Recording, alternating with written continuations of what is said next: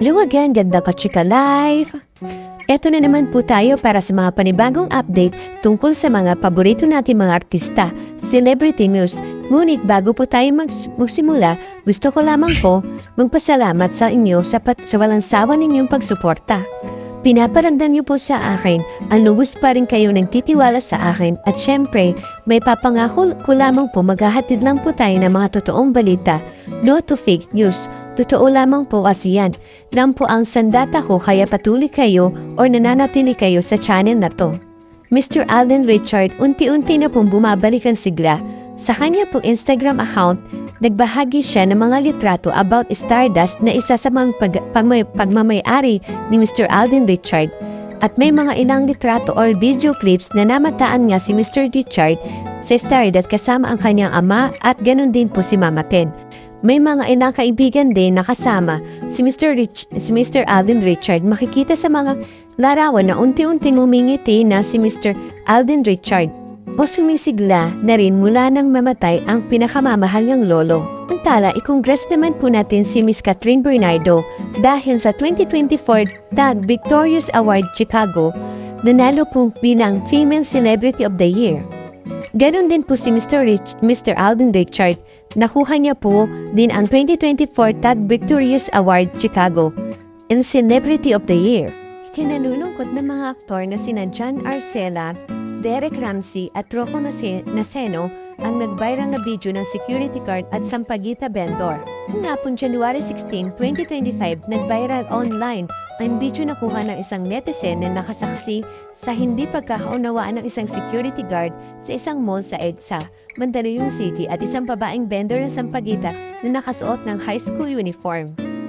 Hindi tiyak kung kailan sakto nakuha ng viral video ng security guard at ang Sampaguita vendor, pero mainit ngayon itong pinag-uusapan sa lahat po ng social media, kung saan pinagtatalunan ng netizen kung sino nga ba ang may kasalanan sa insidente. Sa extended version ng viral video, mapapanood na kinakausap ng guard ang Sampaguita vendor na nakaupo sa gitna ng hagdanan na pasukan sa mall entrance. Naka-school uniform ang Sampaguita vendor, halatang hindi niya pinapansin ang sinasabi ng security guard. Itinuturo ng security guard ang isa pang batang lalaki ng titinda ng Sampaguita na mas malayo sa hagdanan at entrance ng mall. Ano mo sinasabihan nito ang batang babae na umalis ito sa kinauupuan at puntahan ang batang lalaki. Pero nang tumayo ang batang babae, biglang hinablot ng guard ang panindang Sampaguita ng vendor at saka sinira ang mga ito.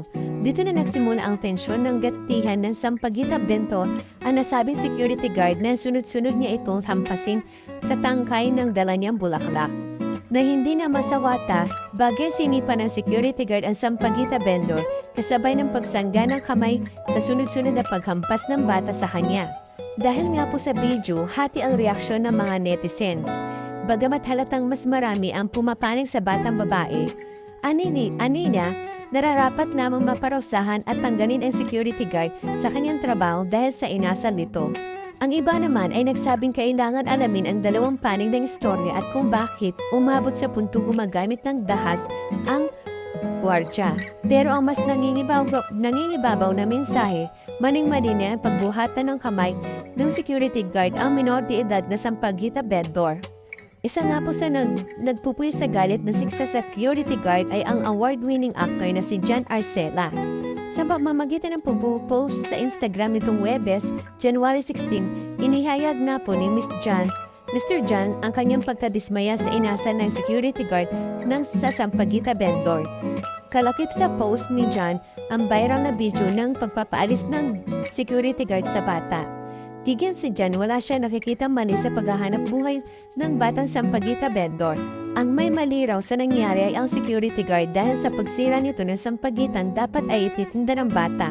Bababasa sa caption ni John, kung hindi miserable at hindi mahirap ang buhay ng bata, magtitinda kaya siya ng sampagita kung may iba siyang paraan ng pagkakakitaan?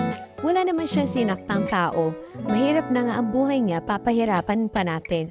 Such a sad video to watch. Naghahanap buhay yung bata, bakit kailangan wasakin yung tinda niya? Hindi ko masisisi ang bata kung bakit nagalit, bakit may mga guard na tao o taong ganito. Sana may konsiderasyon. When we are in authority and we use it to mistreat someone, we outrank. What kind of person are we? Sa huli, umaasa si Jan na mapanagot ang security guard na naghamak umano sa sampaguita vendor. Saad ng aktor, sana ay mabigyan ng tamang leksyon ang gwardya. Sa comment section ng post ni Mr. Jan ay makikita ang pagkukomento ng kapwa niya aktor na si Derek Ramsey. Taliwa sa reaksyon ni Jan, naging balanse si Derek sa paninisig kung sino ang may kasalanan sa pagitan ng security guard at ng sampaguita vendor. Ayon sa Mr. ni Miss Ellen Adarna, sa tingin niya ay parehas na may mali ang security guard at sampaguita vendor kaya sila nagkainitan at nagkasakitan. Ngunit bukod sa dalaw ay mayroon pa rin dapat daw pagalitan. Ito ay walang iba kundi ang netizen na kumuha ng video na wala man lang ginawa para pigilan ang pagkakainitan ng sampaguita vendor at security guard. Kapo ni Derek, it's sad that nobody interfered and made an effort to help pacify the situation. Mas priority pa ang mag-video kaysa tumulong. Mahirap mag-comment sa ganitong mga video, hindi natin alam ang buong istorya. May mali talaga sa guard and I'm sure na may mali din sa bata. But mali ang gumawa ng video kaysa tumulong. Nilagyan pa ng music ng malungkot. Maging ang kapuso actor nga na si Mr. Shoko Nasino ay hindi rin nakatiis at magkomento sa post ni Mr. Jan. Katulad ni Jan, ang paning ni Rocco ay nasa sampaguita vendor na hinablutan ng security guard ng paninda. Saad nga po ni Mr. Rocco, siguro kung nakiusap na maayos ang guard, baka nakipag-cooperate pa yung bata. Hindi lahat nadadaan sa galit. Alamang, pagkakasuspindi at pagbawi ng lisensya ang maaring kaharapin ng security guard. Ito ay kapag napatunayan, may irregularidad na inasan ng security guard na gumamit ng pyesa para alisin ang sampaguita vendor sa harap ng SM Mega Mall sa EDSA Mandaluyong ayon sa ulat nga po. Samantala, naging maagad naman po ang pagkilos ng pamunuan ng SM Mega Mall kung saan nakadestino ang security guard kasunod ng pagbayaran ng video. Sa pinost niya nga po nilang statement sa social media, sinabi nilang nakikisimpatya sila sa batang babae na nakaranas na unfortunately incident outside our mall. Inabisuhan umuna ng pamunuan ng mall ang security agency na magsagawa ng investigasyon sa kinakasangkutan ng kanilang tao. Tinanggal na rin daw sa trabaho ang security guard na hindi na itinatalaga na alinman ng kanilang mall branches. Samantala, magkaibang pahayag na Mandaluyong City Police at ang mga magulang sampaguita vendor sa viral video na marahas na pinaalis ng security guard sa lugar na nasasakupan ng SM Mega Mall sa EDSA Mandaluyong City. Sa isang nga po interview, sinabi ng Mandaluyong City Police Chief Col. Mary Grace Mandayag na totoong estudyante ang babaeng sampaguita vendor pero hindi ito minor de edad. 18 years old na raw to at nag-aaral sa isang pribadong istasyon. Yung bata po ay totoo po estudyante, in fact nga po siya po ay scholar na isang institusyon. Matalinong bata at nagsusumikap lamang siya na madagdagan yung mga pangangailangan niya sa kanyang eskwela. Po sa pagka-demolish lang daw po ng bahay nila. At yun po ay pinatunayan din ng barangay kung saan po nakausap din po namin yung barangay kung saan sila nakatira. Pahayag na Mandayag sa mga reporter. Pero, ayon naman sa mga magulang ng sampaguita vendor, 22 years old na raw po ang kanilang anak at isang medical technology student. Akalain niyo po yun medical technology student po siya. Binigyan ng alias na Marie ang sampaguita vendor. Sa ulat ni Chino Gaston, sa 24 GMA7 kagabi, Enero 17, sinabi ng mga magulang ni alias Marie po na mangyari ang insidente sa pagpapaalis ng security guard sa kanilang anak. Pero nung Webes, January 16, 2025 lamang nag-viral ang lumang video. Inilahat ng ina ni alias Marie na nasaktan siya sa ginawa ng security guard sa kanyang anak pero hindi sila magsasampa ng reklamo. Hindi na kami mag-aano kaso kasi malay mo may pamilya siya na nag-aaral. Naaawa rin ako dahil parehas din kami na kumakain, sabi ng ina ni alias Marie. Inamin naman ng ama na sampaguita vendor na palaban ang kanilang anak. Eto nga po saad niya, alam niyo naman yung anak kong yan, medyo pag alam niya na tama siya, talaga ipaglalaban niya ang sarili niya. Dahil sa viral video ng sampaguita vendor at security guard, nagbigay ang DSWD ng 20,000 bilang tulong sa pamilya ni alias Marie na gagamitin umano sa pambayad sa matrikula. College student na si Marie at 22 years old na siya pero high school uniform ang kanya suot sa viral video. May paniwanag ang DSWD Assistant Secretary Irene Dumlao tungkol sa pananamit ng Sampaguita vendor. Dahil nga mahirap po sila kung ano na po ang available na uniform, ayun na po ang ginagamit ni na katwiran ni Dumlao.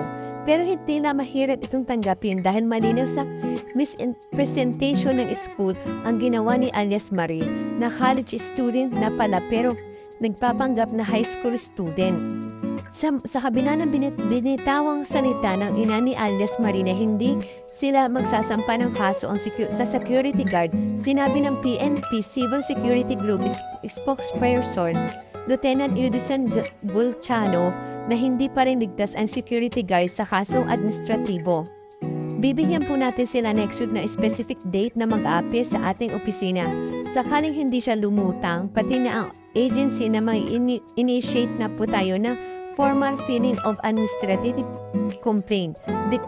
Deklarasyon ni Geriano tungkol sa security guard na tinanggal na sa trabaho sa SM Supermall Management dahil sa marahas na pagpapaalis niya.